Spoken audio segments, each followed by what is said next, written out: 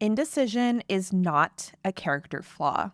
It's not a willpower problem or an intelligence problem. In fact, the smartest people often struggle with indecision the most because they see so many angles and different perspectives of the problem that they're trying to solve. And it's definitely not something that gets fixed just by journaling more or finding the quote unquote best strategy framework online. What it actually is, and what I have been watching play out in pretty much every program I run right now, is a business expense. And it's more expensive than most people have ever actually calculated. So today, we're going to calculate the true cost of that decision debt so you can start paying it off instead of letting it be the number one reason you're not reaching your full potential in your coaching or practitioner business. Most business advice is built on one key assumption: that what worked for someone else will work for you too. The Nourished CEO podcast exists to challenge that assumption and point to a better way. I'm Laura Schoenfeld, strategic advisor and business coach with over 15 years of experience online and multiple millions of dollars earned from my own business. I'm also a mom of two and a devoted wife who runs it all in about 20 hours a week. This show is for the established coach, consultant, or service provider who is done following someone else's playbook and is ready to build a joyful, profitable business from their own authority. Every episode is a direct, no-filters conversation about the real challenges you're facing in your business, with honest strategy and practical action steps that you can actually use right now. Because working smarter and building something sustainable matters a lot more than just chasing a bigger number. No recycled advice or empty inspiration here, just honest, integrity-driven conversations about building a business that fits your life as much as it fits your goals, so that it gives more than it takes while nourishing everything you're building outside of it. If that sounds like the breath of fresh air you're looking for, you're in the right place.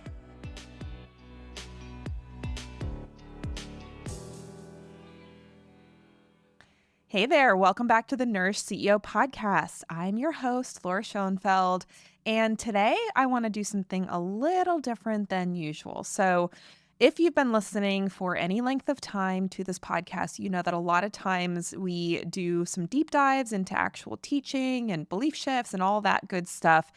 But I wanted to actually do more of a working session today. And if you hear noise in the background, I apologize. My neighbor, I think, is getting their house power washed or something. And I'm like, I have my noise canceling headphones on, but I don't know how much the mic is picking up. So real life in real business is what this is. But given that I want to make this a working session, if you are driving or you're out on a walk and you can't write anything down, don't necessarily skip this. I think it's totally cool to listen to it and just, make some mental notes. But I want you to also bookmark this episode and actually come back to it when you have the opportunity to sit down and write, because you are going to want to have a notebook for what we're going to do to actually be able to get the full value of this process. So what I'm walking you through today is something I'm calling the decision debt audit. This is a process that I built after spending the last several months, and honestly, even the last couple of years, watching incredibly capable, established business owners sitting completely stuck on so many decisions. And many of those decisions are ones that they really have known the answer to for months, but actually making the decision is what's getting in their way. So this is things like the pricing question that has been on your mind and almost ready to decide on since January, or the program restructure that you keep pushing to next quarter because there's so many other fires to put out, or the team situation that everyone around you can see clearly, except somehow you're just like, I don't know, I guess maybe it'll get better. These are not small things. They may not feel like massive business life or death decisions, but they add up. And the people that are dealing with these inability to make decisions or just like kicking the can on decisions, these are highly capable entrepreneurs. Many of them are already doing multi-six figures, high multi-six figures, I'm sure even seven figures in revenue. They get great results for their clients. They are confident. They are people who they know they're experts. This isn't like a imposter syndrome issue. This is something that is actually a decision debt problem. The cost of leaving these decisions unresolved is not neutral. Like, even if you're somebody you've done the hard work, you've proved you can make money online, if you are struggling to finalize decisions, this is a huge expense in your business that will compound not only financially, but really in every single part of your life and your business. Every week, those decisions sit open. They're taking up processing power in your brain. They're closing windows of opportunity. So, like, literally, you're getting into a situation where you can't even make the decision because you've waited too long. And the more this goes on, this slowly erodes the self-trust that you have in your own ability to take action and move forward as a business owner. And that makes everything in your business harder to do. And it starts to feel like you're walking through mud, right? Like, it's like every time you have to make a decision, you just hit this wall because you don't even trust yourself to be able to make a decision. Now, if you listened to my episode 2 weeks ago on why smart entrepreneurs struggle to make decisions, I'll link to it in the show notes if you've missed it. But if you did listen to it, you already have the overarching framework for why indecision happens to smart people. Today, we're going to take that a step further and actually audit where indecision is costing your business. Through this process, you're going to find out exactly where decision debt is piling up in your business right now and what it's actually costing you to the dollar.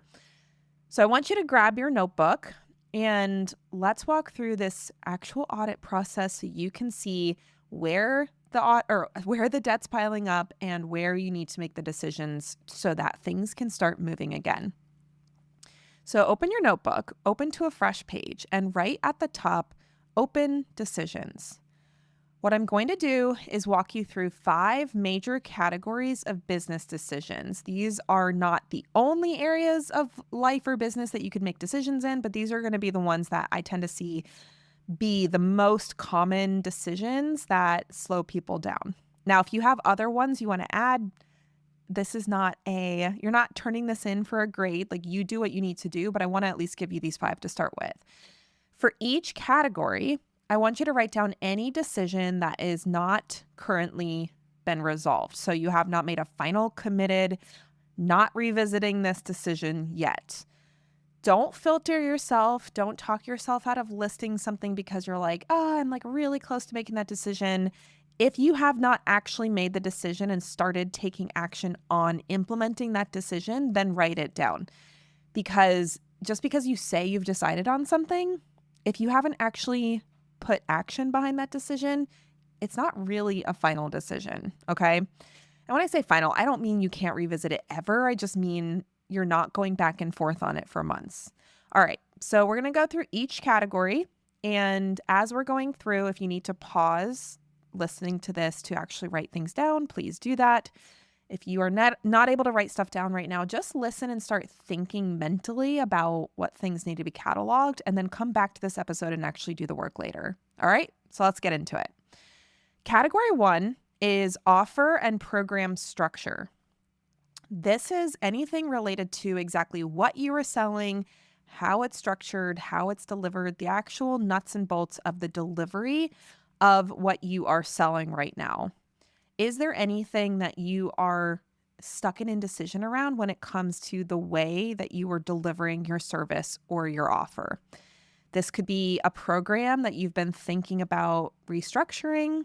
It could be a delivery format that you're not sure if you want to keep or get rid of or modify. Delivery format can be things like one-on-one versus hybrid versus group program versus course. It could be audio, it could be video. Like, you're going to see that there's a lot of places these decisions can show up.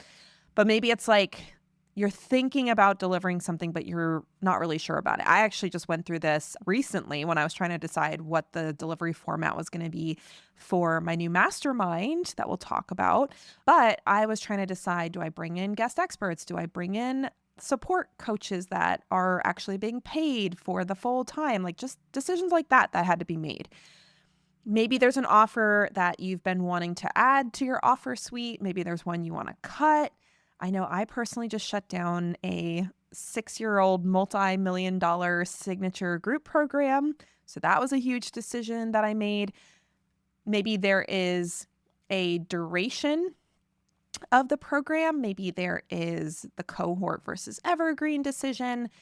Just think anything that's related to the way that you serve your paying customers. Is there any decision here that is stuck or that you have not finalized or that you've been kind of kicking the can on? And when I say kicking the can, it's like, you need to be thinking about it, but you just keep like shoving it to the back of your to-do list or moving the calendar date that you set to actually make the decision.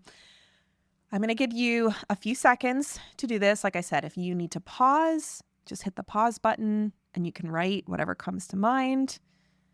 But I want you to think about, what are you selling right now? What are you delivering right now? What offers? What types of offers? What, level of access to you? There's lots of different things that could be needing to be decided on right now.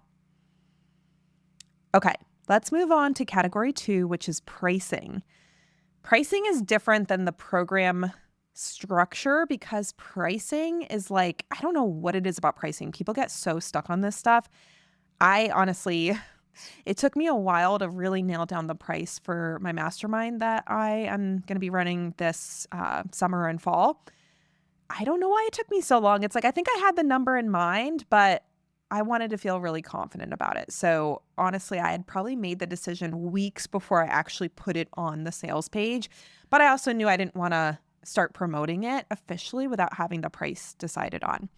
So if you are trying to decide on whether it's a price for a new offer, a price increase. So like if you have an offer that you're like, this is really overdue for a price increase, that's a decision you could be slowing down on. It could be a one-on-one package that you priced 6 months ago and you haven't even looked at if that price makes sense anymore, even though you have been like, 80-90% close rate. Like I have a client right now who she almost doubled her price actually after she decided to do it and immediately sold one at that price, like within a week or two of making that change. But she was so nervous that it was like too early to change the price, even though she had closed like 100% of her sales calls at the lower price. So maybe there's a price increase that you've been thinking about. Maybe there is a number that you quoted to serve somebody and you were like, oh, this is like way too low. And you immediately felt like it was wrong, right? But you're like, I don't know what it should be instead. Anything that's related to pricing. It could be the price of a low ticket like entry point offer. It could be the price of a mastermind. It could be the price of your one-on-one hourly rate. Anything related to the actual numbers. This is important too, because when we talk about decision debt being an actual expense in your business, this is where it's like usually very, very obvious that there is an actual dollar amount that is like very clearly affecting your business because you haven't decided on pricing. So yeah, anything related to price, numbers, total price, hourly rate, anywhere that you're feeling like there's some indecision, write it down in category 2. Category 3 is team and operations. So this is really like the behind the scenes in your business, the admin, anybody who's working for you. Maybe it's like a VA or an integrator or a marketing assistant or somebody who's like dealing with your email inbox or somebody who's creating social media content for you. Anyone that you are paying on your team that either you're not sure about, maybe you're like, oh, this isn't feeling like it's really working out, but I don't know if I want to like let the person go or give them more time. This could be a role that you don't have anyone on your team for that you've been thinking needs to be hired for, but you're like, oh my gosh, that seems like a really big decision and I just don't want to think about it right now. Maybe there's work that you're doing that you need to delegate it because it is well below your pay grade, but you haven't taken the time to figure out how or who to delegate it to. So now you're just still doing that work, but it's costing you a lot of time that is not helpful. It could be a system in your business that needs to be built or improved. Maybe you're missing a lot of SOPs, so standard operating procedures, where you're like, nobody on my team actually knows how to do what I want them to do, and it's because we don't have any SOPs for this area of the business, or maybe the business at all, right? So is there more of that documentation that you're like, I haven't even looked at this and I keep pushing it off because there feels like bigger fires I need to put out. Maybe there's a performance conversation that you know you need to have that you keep putting it off. This is so common. It is so easy to shrink back when you have an issue with a team member. It doesn't even mean that they're like not a good fit for the role. It doesn't mean that they're a bad person. It's just like somebody's in a seat where they're doing something for your business and it's not being done the way you know it needs to be done. And you've just been like putting off even having the conversation. So this is the team and operations category. So think about people who work for you. It could be actual employees. It could be paid contractors.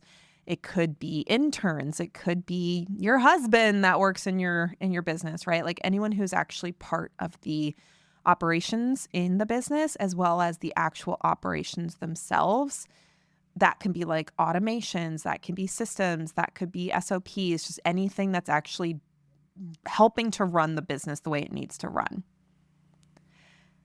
Category 4 is marketing and messaging. So this is really how you're showing up publicly and communicating about what you do. So some of the common ones I see with clients that I work with is their niche, for example. You're circling the question of, do I need to change my niche or is my niche not the problem? I've literally worked with like multi-six-figure entrepreneurs who are like, I still don't know if I like my niche. Like that is a question that you might keep circling. It could be a messaging angle you're not sure about. Like you're thinking so hard about what is the right way to communicate this offer, this perspective, or this belief shift. And you're so wrapped up in thinking about it that you're not actually putting it out there. Maybe it's a platform you're wondering if you should be on or stop being on. So like Instagram, is that actually helping your business? Should you be on it? If you don't know, but you just don't make the decision, then you're just showing up half-heartedly to Instagram. Or maybe you're like, I've thought about starting a Substack, but oh my gosh, I don't know like what to do with it or how to do it. Should I do it? Should I not? And then you're just kind of like spinning your wheels on whether or not you even do another platform. So like where your message is showing up as well as the actual content of the message itself. It could be a launch plan. So maybe you're like, I really want to promote a particular offer and I want to go with like an actual launch, more formal launch as they say, but you keep like putting the date off or you keep saying, I'm not ready for it yet. So I'll decide later when I'm ready to do this launch. And you just literally like never actually get it done. And maybe it's like a piece of content that you've been meaning to create for months. Maybe it is a lead magnet. Maybe it is a private podcast series. Maybe it's getting on other people's podcasts, doing a podcast tour, like an interview tour. Maybe there's certain things that you're like, I know this would be potentially really good for visibility, but I don't feel like I've fully decided that that's what I'm doing. Sometimes it's like, I've been here before, and honestly, sometimes I still have these moments where I'm like, there's so many things I could do. There's so many platforms I could be on. There's so many places I could spend my time. Which one is the one I want to spend my time on, right? Or how many do I want to spend my time on? Do I want one that I just go all in on? Do I want like one that's the primary focus, but then there's some ancillary ones? Do I have multiple platforms that I'm putting my attention in? Like all of those can be decisions around your marketing and your messaging. Category 5 is your overall business model and direction. This is really the bigger picture stuff that doesn't necessarily fit into a neat category like sales or marketing or client delivery, price, that kind of thing. This is where maybe it feels like you're having like an entire identity crisis in your business. So maybe there's like a big pivot you've been considering, but you haven't decided on. There's a program or a major revenue stream that you're like, I don't know if this still fits, but like I haven't really decided to get rid of it yet. Maybe there's a vision for what your business looks like in 2 years that's kind of like very muddy and very unclear. And you're like, I know I want things to be different, but I haven't really decided what I want that to look like. And I haven't done anything about it yet. And even a decision around what kind of business you're actually trying to build. Like, what does a successful business look like for you? And have you actually decided on that? This is one that I don't know what it is about this, but for me and a lot of my clients, I think it's because Like, this is not a way that we've been trained to think. We have not been trained to be like, what do I want? And how do I want to do things?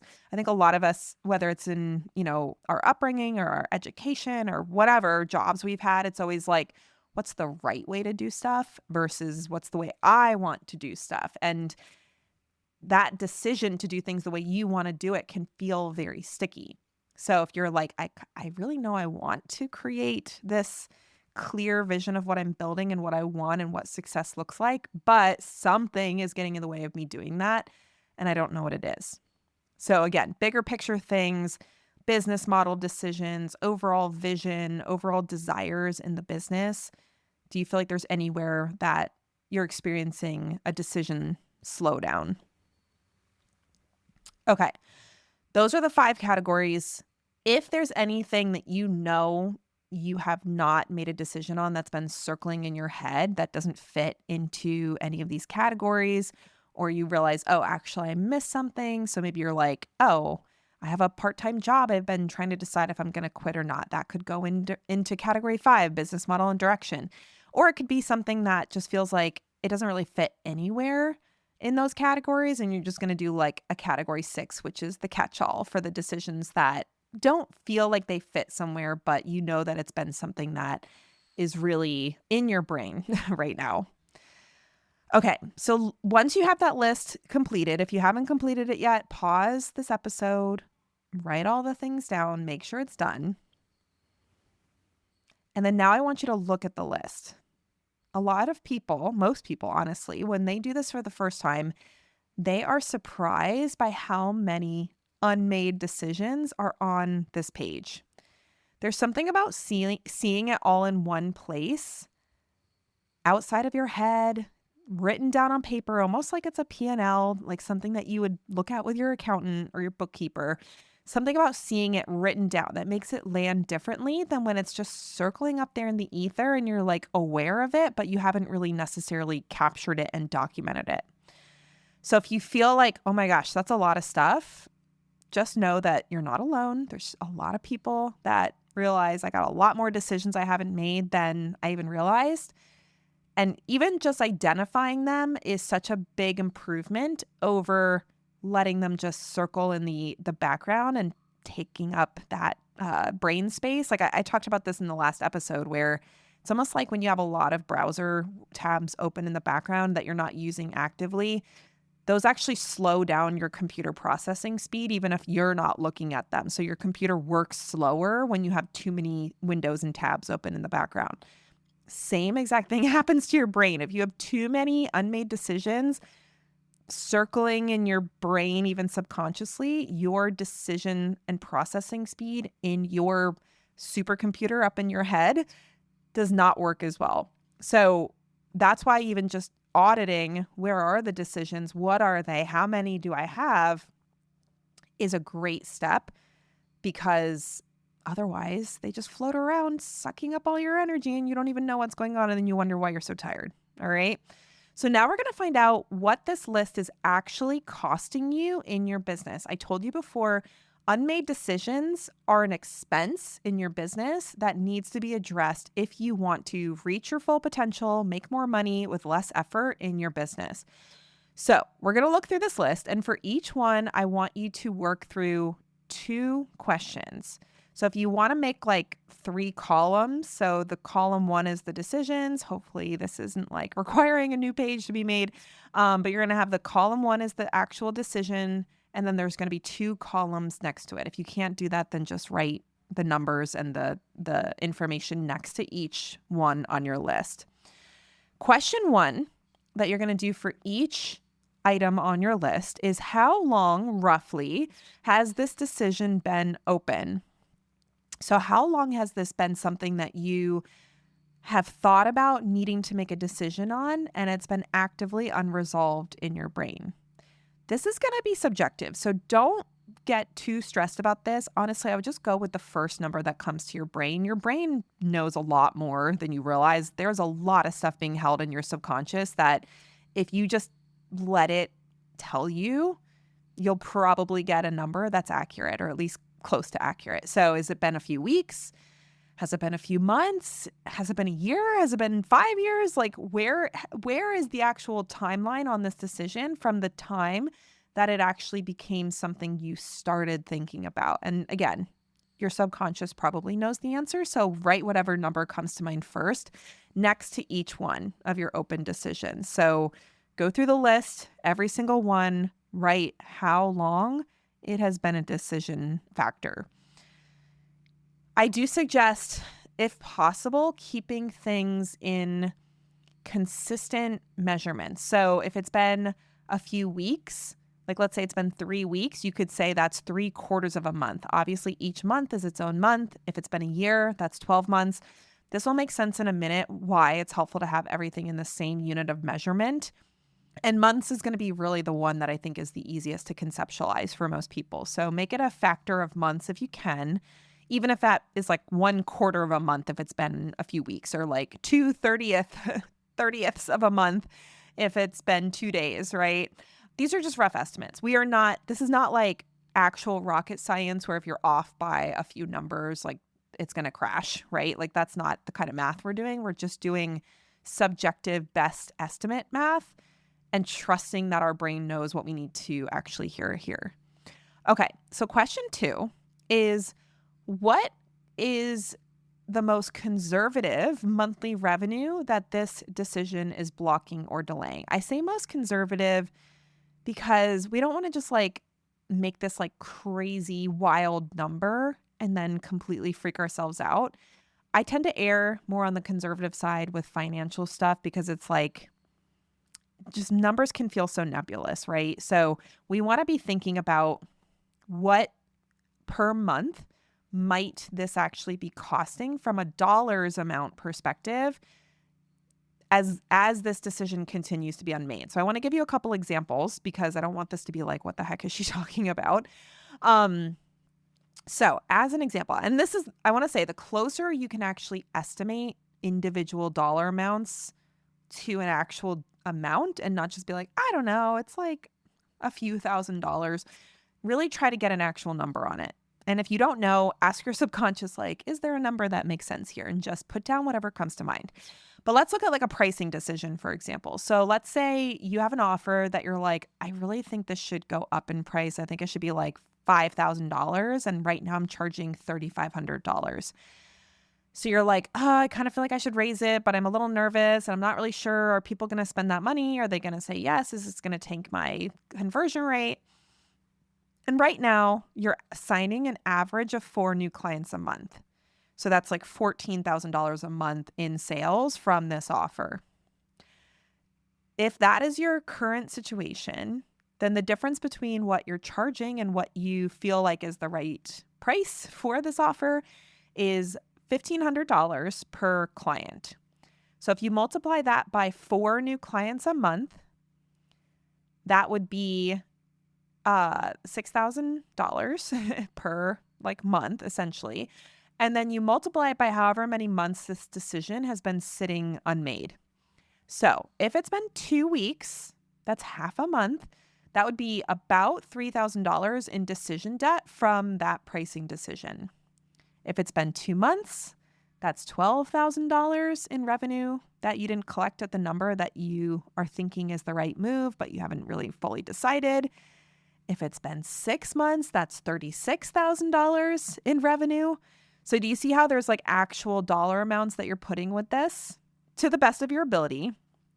But these are not hypothetical numbers as much as possible. This is a real number. So if you are like, I've been wanting to add $1,500 per client for 6 months, oh, that's $36,000 that I could have made if I just made that decision 6 months ago.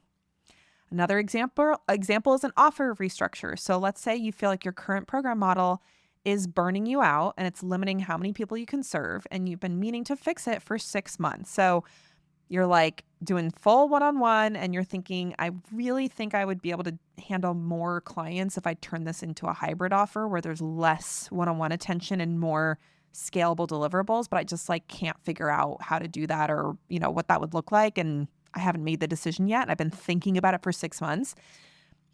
Let's just estimate that we're talking about a $3,000 offer. If you could increase your capacity for that offer by even one additional client per month, because right now you're like fully capped and you're going to be burnt out if you add more volume to your business, even just one additional client per month with $3,000 for the offer, if you've been thinking about it for 6 months, that's $18,000 of decision debt from that one point of indecision in your business. So some of these amounts are going to be a little easier to estimate than others. It does not have to be this perfect, precise dollar amount. If you are guesstimating, that is totally fine. But I just don't want you to treat this like a soft theoretical cost, because it's like, well, I'm not losing money. I'm not like actually seeing money go out of my bank account, but money not coming in because of the indecision is just as bad as the money that is going out. So I want you to treat this like a real number with a real dollar sign and write your estimate next to each of the unmade decisions. So once you do that, I'm going to give you a second if you need to pause and go through, figure out what is this costing me per month. And then you're going to multiply it by the total time that it has been in indecision. So if it's been 6 months, that's multiplying it by 6. If it's just been a week, you can divide it by 4. But we're just trying to get some rough estimates on dollar amounts. So once you've done each one and added an estimated cost of that indecision, now you're going to add all of the dollar amounts together. Just like this is a P&L and you're looking at your expenses in your business and you're adding them up to see what your overall expense level was, this is your decision debt balance. This is what your open decision pile has cost you in the time that it has been sitting there. So once you've added all of that up, and again, if you need to pause, come back, hit play when you're ready. Once you've added all of that up, I want you to sit with that number for a minute or two. Now, you're probably going to feel pretty uncomfortable. This is not intended to make you feel like a piece of garbage. Like, this is not the point of the exercise to be like, look at how much you suck, right? Like, that is not how I want you to think about this. But I want you to really feel the weight of this decision debt, because it's not neutral. It's not just preventing you from growing as fast as you could. There is actual real costs associated with this indecision. And it's not just discomfort or stress. Like, yes, there's emotional and mental costs. There's costs as far as like, it costs you your presence with your family when you're not working. It costs you how well you're sleeping because you're just like ruminating on things at night. Yes, all of that matters. But this audit is meant to show you the actual dollar amount that indecision is costing your business. And it's just like another line item on your P&L. Once you see this dollar amount clearly, the cost of staying stuck in indecision looks completely different than the cost of doing something about it. So again, maybe the cost of doing something about it is hiring a coach to help you work through the decisions. Maybe the cost of doing something about it is hiring a team member that can take some stuff off your plate. Maybe the cost of doing something different is to take a week off from seeing clients, which maybe is your main bread and butter, to actually have the space mentally to make these decisions. Maybe the cost of doing something about it is cutting off an income stream. I cut off literally a multi-7-figure income stream this year from a decision I made because I could see that the offer was not going to be able to go with me to the level of business that I know I'm capable of, right? So like, yeah, that's a pretty big cost, 30 to 50K a month of revenue. But the bigger cost is, what is it costing me to stay stuck in an offer that is no longer a fit for who I am? So this is where you can really actually start to make better decisions, because it's not about the cost of action. It's also about the cost of inaction. So now that you have your actual decision debt, like monetary value figured out, I want to get specific about why those decisions are still open. It's usually not just that you haven't had time to think about it. If that was all it was, you could literally go put an hour or 2 hour block in your calendar, or heck, even a full day in your calendar in the next few weeks to just knock out all these decisions and you would be good. That is not usually the reason why people get stuck in decisions. Now, in my most recent episode on decision making, which I will link to in the show notes, I walked through 7 different blocks that keep the smartest entrepreneurs stuck in this decision debt. So if you haven't listened to it yet, go check out the show notes, listen to it, because I'm just going to really summarize a lot of it in this episode, but I go very deep in those blocks on the previous episode. Today, I want you to use these 7 common blocks to diagnose your top 3 most expensive decisions. So I want you to look at your list and look for the 3 that are the most expensive line items in your business right now, that if those decisions were made, you would get the most decision debt money back into your business. For each one of those, I want you to identify what block is actually causing it to stay in indecision. I'm going to walk through each one very briefly. If you want to go deep, go to that other episode.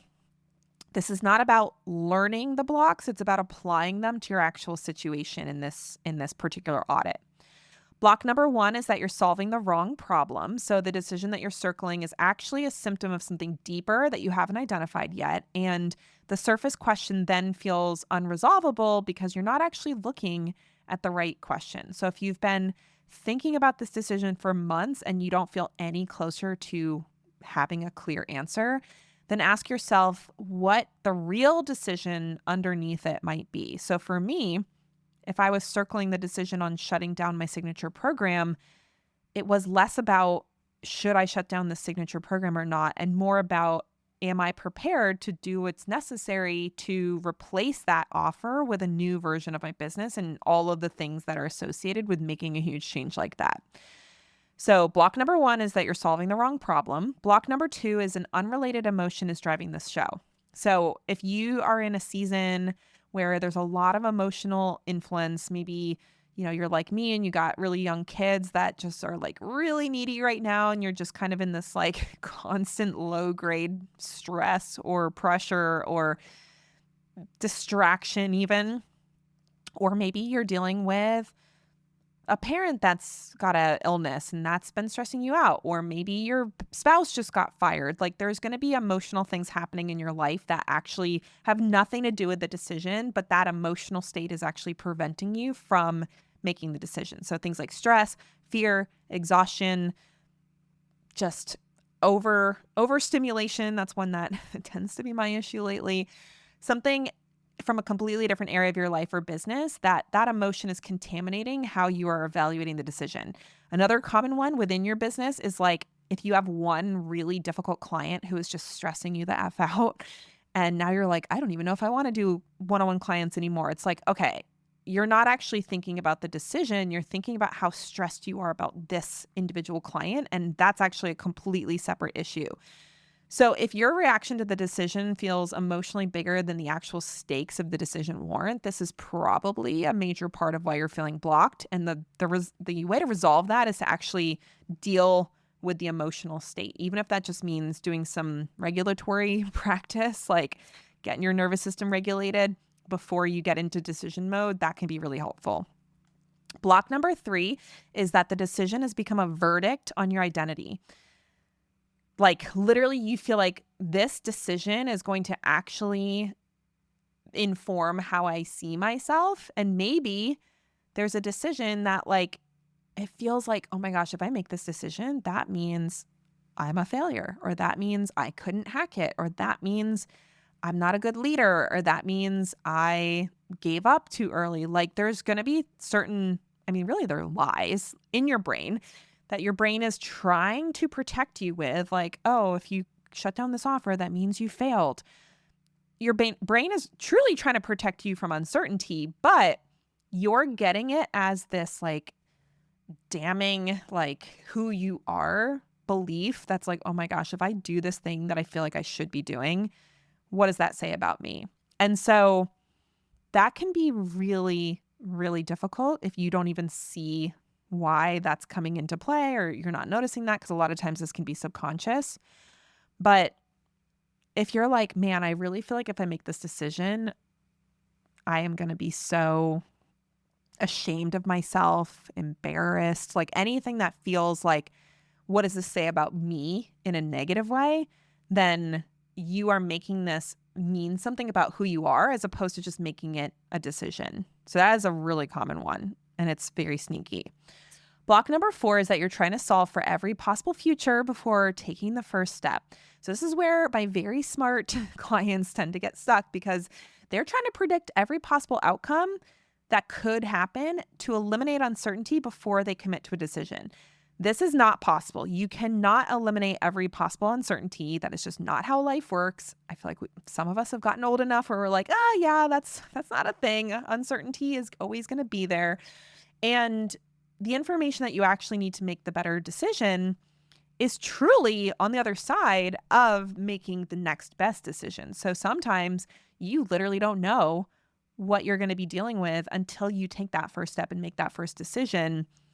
And you won't ever know until you take action. So if you've been thinking about all the different contingencies for possible scenarios that may or may not even happen, they may never happen, then trying to control the future and solve for every possible future outcome is the one that is getting in your way. Block number 5 is that a real constraint has not been named. There's something going on in your life, in your business, in your energy, your capacity, your business model that's putting excessive pressure and influence on the decision, but you have not actually looked at it directly. This is the block that a lot of times needs some sort of outside perspective to surface because you're so close to the problem, you don't even see that there's another factor that's weighing in. And a lot of times this is where having a good coach or a mentor can be super helpful because you may not even realize that something's a constraint and you wouldn't realize it until somebody else pointed it out. And a good coach or mentor a lot of times has that perspective because of not only what they've been through in their business, but also what they've seen in lots of other clients' businesses, right? Like I've personally worked with over 500 business clients at this point, and there's certain things that I see that maybe you've never even thought of, but because I've seen it 10 times, I can actually point it out for you. So that is block number 5, that there's something that's constraining the decision that is not in your field of vision, and somebody else probably needs to actually point it out for you. Block 6 is that you are waiting for certainty that only comes after the decision. This is a little bit, it's similar to block 4, but it's less about trying to think about all the different possible outcomes and more about wanting to feel confident that you are making the right decision. So it's like, okay, you think you have the decision. You're like, I feel like I know what to do, but every time I go to actually do it, I keep pumping the brakes. You just have this fear that I'm not sure. I don't know if this is going to work. And for a lot of people, waiting for certainty is the thing that gets in their way of actually finalizing and taking action on the decision.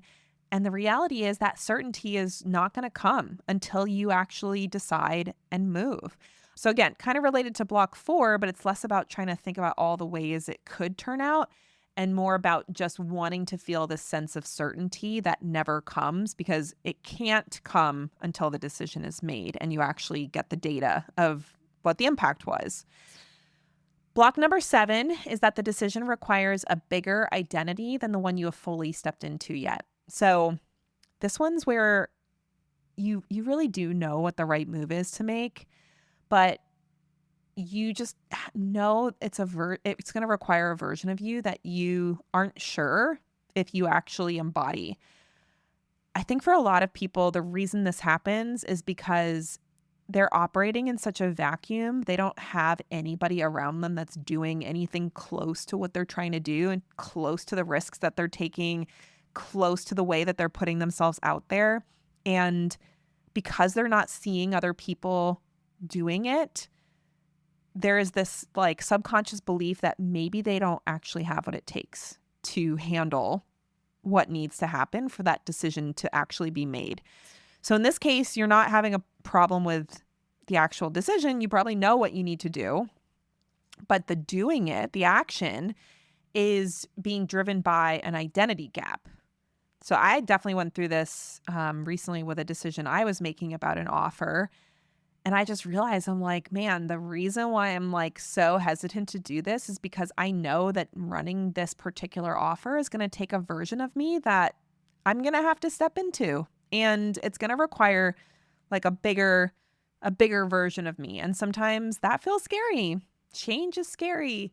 Going through growth can be scary, right? And so that one is really benefited by being around other people that are leading the way, not just like talking the talk, but really walking the walk. And you can see, hey, that's what it looks like to do this and do it well. So I do think that unfortunately, a lot of us in online business, we are in kind of this like complete vacuum. It's like we're in our little cave, like tapping away on our computer. And we're like, I don't know, I hope this works. I don't really see anyone else doing it. And I don't know if I'm capable of it, because like you have zero role models, you have zero peers that are actually at the same level as you. And you're just like, I don't know if this is even possible. I don't know if I can handle this.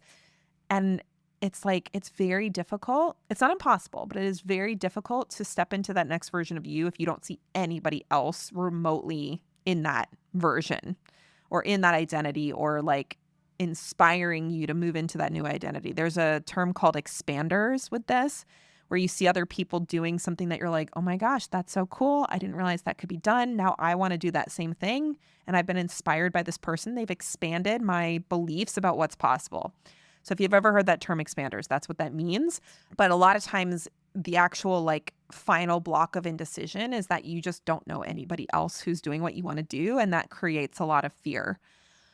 So that identity gap needs to close. It doesn't mean you have to be perfect. It doesn't mean you have to be like fully in the new identity. It's just you have to decide like, I can do it and I can be that person and I can figure it out, right? All right. So for each of the top 3 open decisions, the ones that are costing you the most in your business, I want you to write down which block or combination of blocks you think is running it. Same thing as before. Just go with your gut. Go with like whatever comes to mind first. Don't overthink it. Can always come back and add stuff later, but you want to find at least one block that seems like this could be the block that is preventing you from making the decision.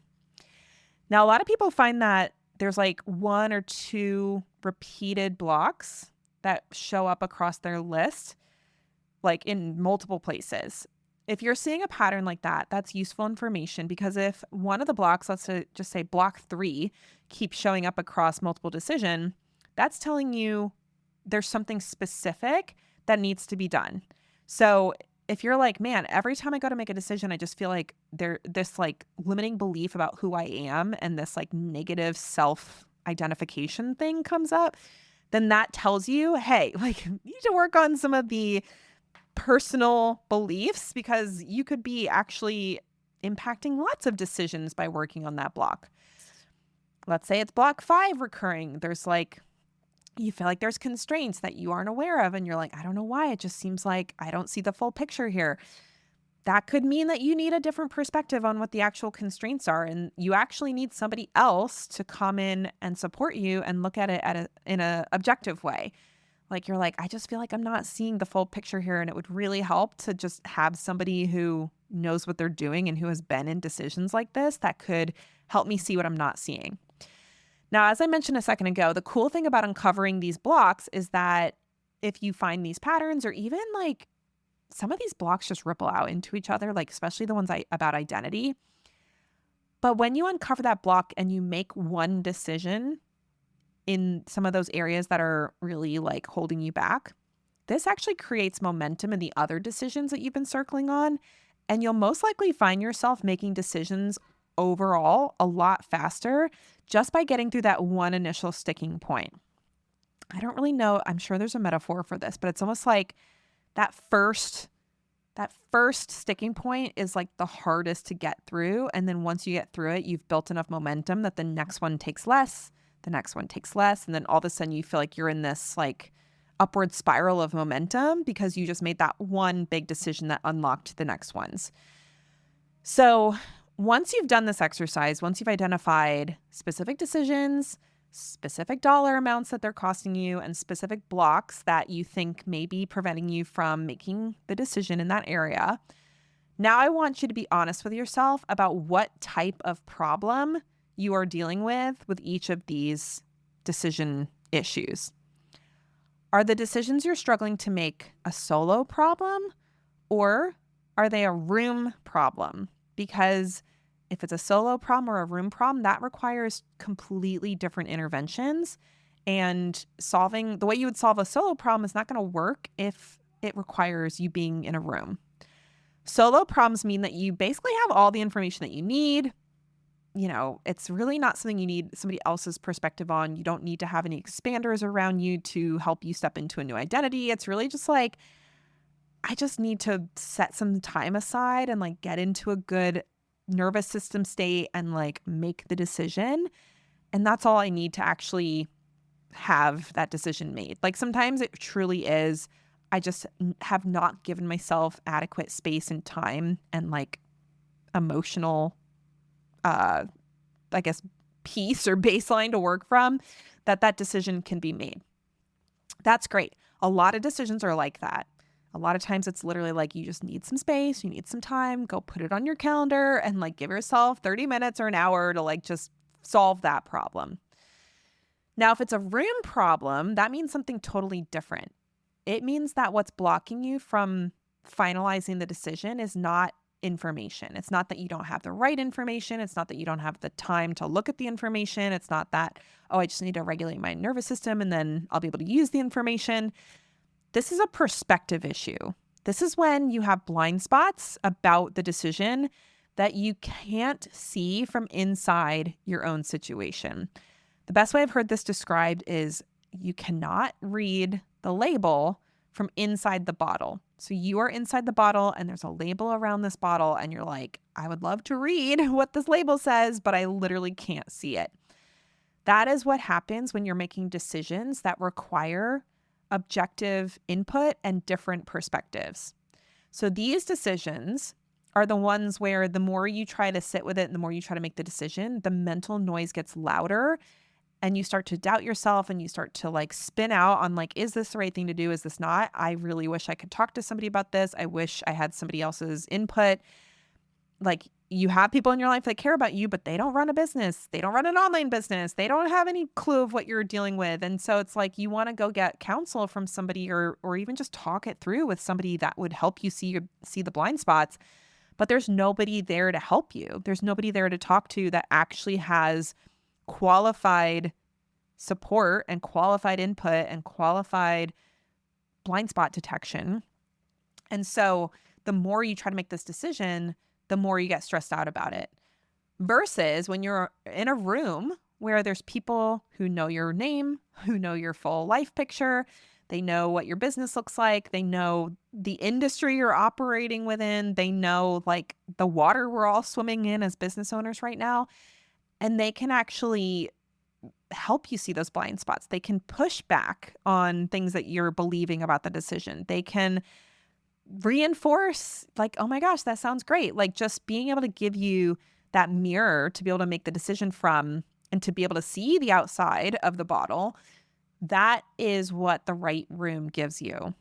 So if you're like constantly reopening decisions that you've already made because some random person's offhand comment got in your head, so you're like, you're at Memorial Day lunch with Aunt Susie and she asks you about your business and you mention some things and she's like, oh, don't you think, the economy is affecting your ability to make sales right now?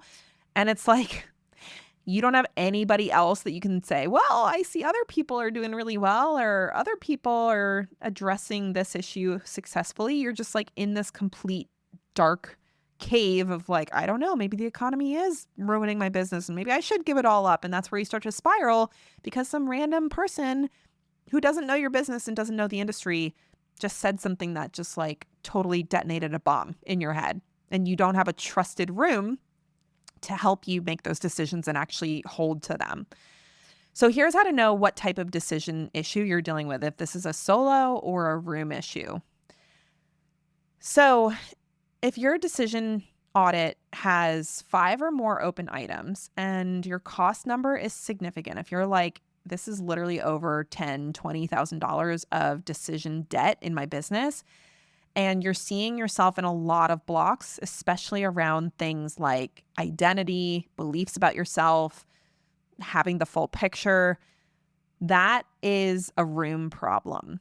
It's not because you're not capable of making the decisions. It's because making decisions like this that are costly and deeply attached to who you think you are, if you're making those decisions in isolation with too many voices, you log into Instagram and you get hit with 5 different ads about all the different ways that you're doing things wrong in your business. Family members are saying things, your husband's questioning you, like friends of yours are like, "Oh, that sounds really hard. I have nothing to contribute to this conversation." If that's your experience, then it is really hard to make good decisions, especially as your business grows. So like if you're making $1,000 a month, like there probably aren't too many decisions you have to make that really need a lot of people's input. It's when you get to that multi-six and higher revenue level in your business that you have more complexity to deal with. There are decisions that affect things in a much more substantial way. And a lot of times making those decisions alone is not a good idea. And it's not actually something that you are able to do in a way that feels safe, feels supported, feels like, I'm seeing as much of the full picture as possible. I'm not saying that being in a room to make decisions and to like move forward on things means that you're never going to make a mistake. That's not what I'm saying. What I'm saying is that if you're alone and you have nobody to talk to when you're trying to make a decision and it's a big decision that's costing your business thousands of dollars every month, it's something that compounds over time and it really chips away at your ability to trust yourself. So if that's the experience you're having, then this is an issue that you really need some trusted perspective to be around and to be around people who can expand your belief about what's possible in the business that you're building. Versus the solo decisions that are like, I just need to take an hour at the end of the week to actually just like sit down and commit to something.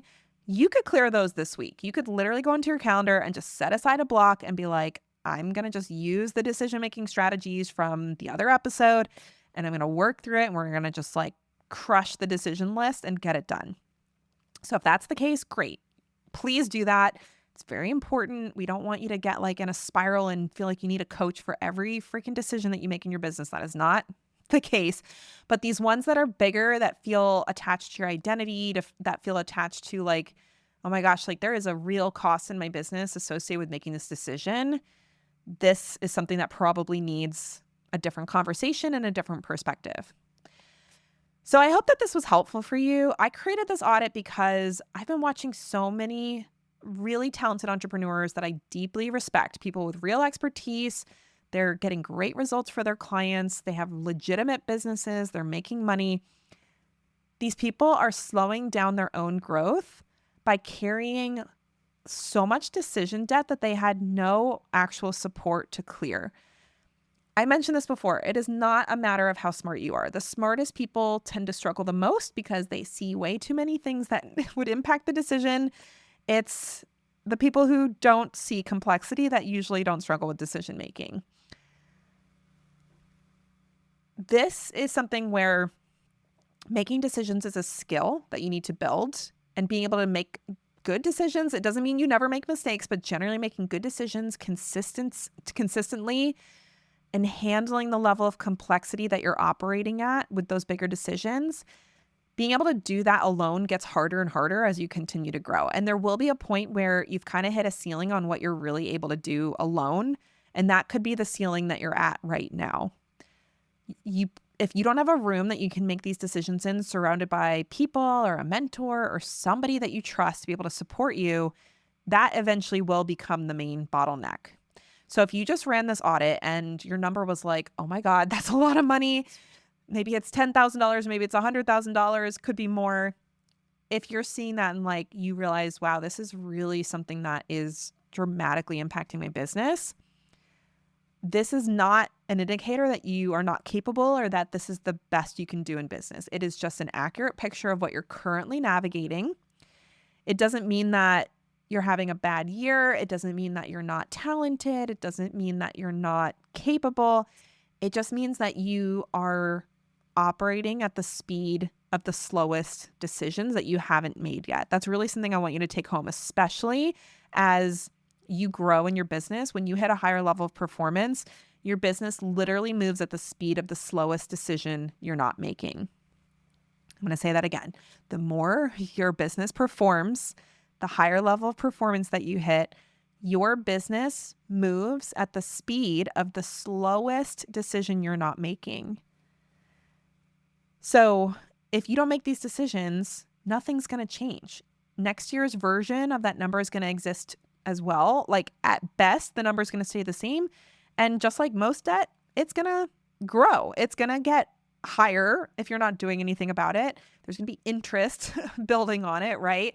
And so this balance on your decision debt is going to grow the longer these decisions stay unresolved. It's accumulating, it's compounding, and it doesn't mean it's not possible to get rid of it. It just means something has to be done, and you have to have a place where you can make these decisions and stick to them and know what to do if the decision didn't work, and know like even what's possible as far as the decision is concerned.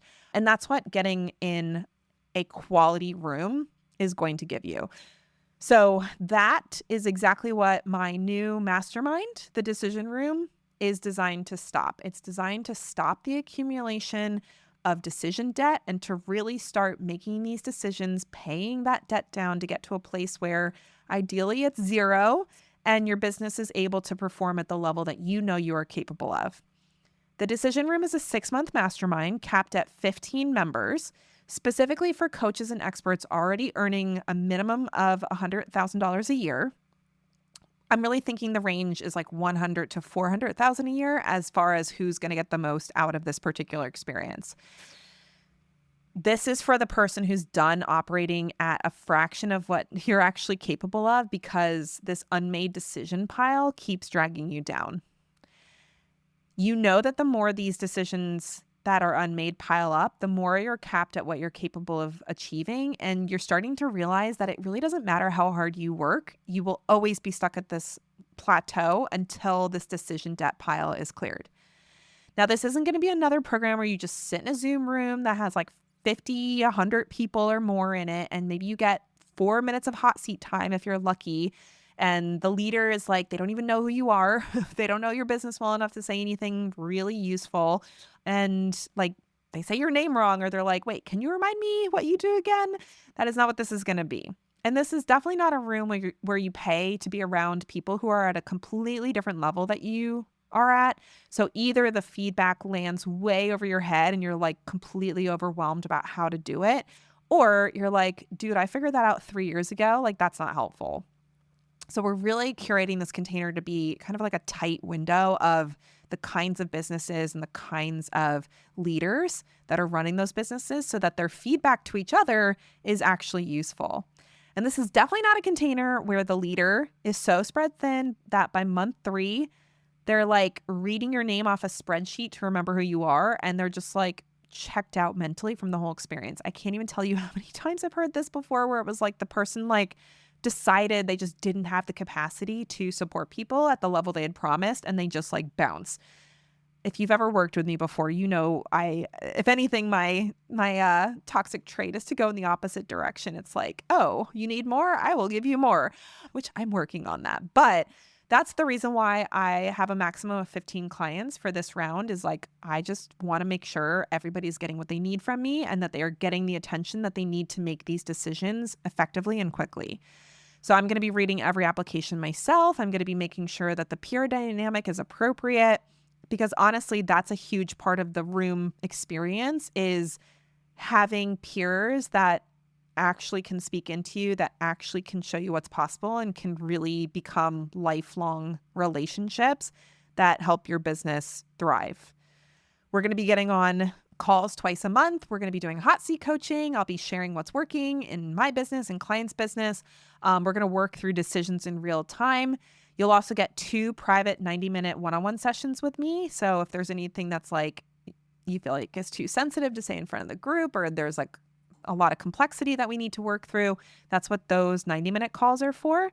And then if something comes up between group or private calls and you can't wait and you really just need help making a decision, you'll actually have unlimited short decision-making calls that you can book with me directly to get the decision made and move forward. So you don't have to wait till the next group session. You don't have to sit in the problem for another, 2 weeks or a month or something. You can get it solved quickly and get it solved with me. We're also going to have a 2-day in-person retreat, which if you've never been to an in-person retreat, these can be so transformative for you and your business. One of my former mastermind members flew in from France for 2 of our live events. And she said both times it was well worth the trip, both like the amount of time she had to spend away from her family, as well as the investment that it took to get there. So these live events are just like, there's really no way you can replicate them in a virtual container. Now, I've had a couple of clients that went through this process with me, especially in the mastermind setting. And it's really incredible what can happen when they have a mentor and peers who help them make better decisions. So one of my clients, Jillian, came in seeing her clients on an insurance-based nutrition practice from 7 in the morning to 7 at night. She was working weekends, so like well over, 12 times 5? Well over 60 hours a week. And she was grossing about $100,000 with little left over. And she was like, this is going to kill me working this hard and I'm barely making $100,000. So in her first year working with me in our mastermind, she restructured her offer. She got rid of insurance billing. She raised her prices. And by the end of the year, she had grown to $325,000 in revenue. So that is more than a 3x increase and more than $200,000 of increased revenue, all while cutting her client days down to 1.5 per week with no calls happening before 10 or after 5. That is an incredible transformation. And then there's Dion, who, when she started working with me, she had started at under $5,000 a month. She was feeling very burnt out. And we got her off the ground in my signature program. And then she came into our mastermind.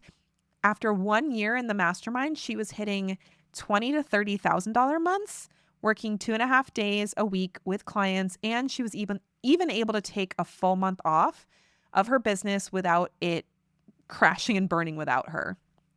So this is what's possible when you are in the right room with the right mentor, being able to see what's possible in business and having people and trusted advisors to help you make decisions. Both of these clients were scared to make the investment in the mastermind, and both of them described it as the best business decision that they ever made. So that is what's possible for you inside the decision room. The investment for the decision room is $12,000 with payment plan options available. And before that number makes you uncomfortable, it's okay if it makes you uncomfortable, but I want you to go back to that total number you wrote down in your audit a few minutes ago, because for most people listening to this episode, if you're already at 6 figures or higher, you might have well over $12,000 of decision debt that is slowing your business down. And you may see that even one of your top 3 unresolved decisions has already cost you more than $12,000. And even just making that one decision would be an ROI for this investment. So really, investing in support is not the risk. Staying where you are and continuing to spin an indecision is really the biggest risk to your decision, to your business.